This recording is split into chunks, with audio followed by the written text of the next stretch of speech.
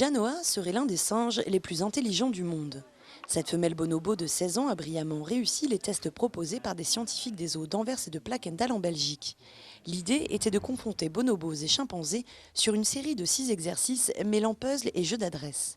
Comme on le voit sur ces images, en réussissant les épreuves, les singes étaient gratifiés d'une noix.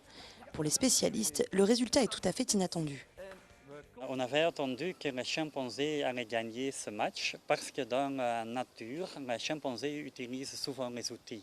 Donc ils vont prendre des petits bâtons pour attraper des fourmis et des termites. Et les bonobos dans la nature ne font pas ça.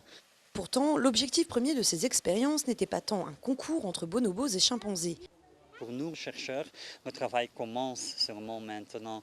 Donc, il y a plusieurs questions qui sont montées maintenant. Comment est-ce que c'est possible que seulement une bonobo a fait ce puzzle?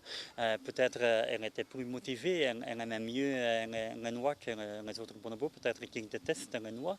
Peut-être Janoa a monopolisé le puzzle et les autres n'ont pas eu la chance de faire le puzzle.